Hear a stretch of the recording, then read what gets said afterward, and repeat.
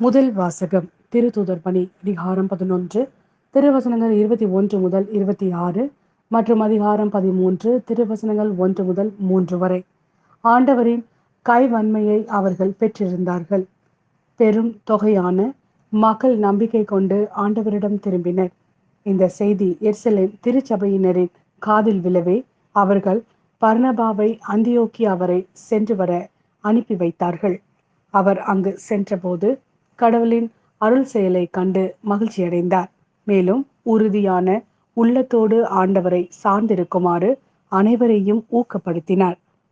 அவர் நல்லவர், தூய ஆவியால் ஆட்கொள்ளப்பட்டு நம்பிக்கை நிறைந்தவராய் பெருந்திரளான மக்களை ஆண்டவரிடம் சேர்த்தார்.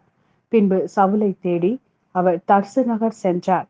அவரை கண்டு அந்தியோக்கியாவுக்கு அழைத்து வந்தார்.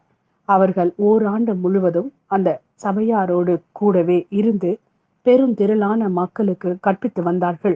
அந்தியோக்கியாவில் தான் முதல் முறையாக சீடர்கள் கிறிஸ்தவர்கள் என்னும் பெயரை பெற்றார்கள்.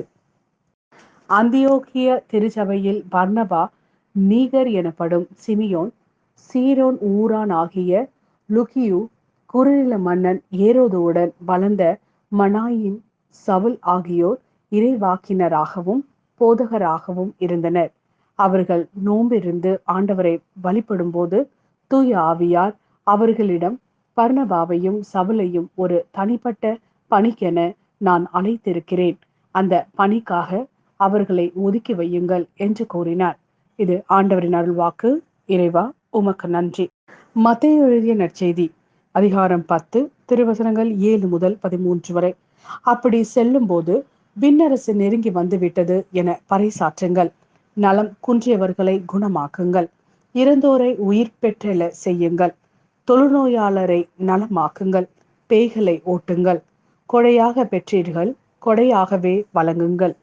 பொன், வெள்ளி, செப்பு காசு எதையும் உங்கள் இடைக்கச்சைகளில் வைத்துக் கொள்ள வேண்டாம்.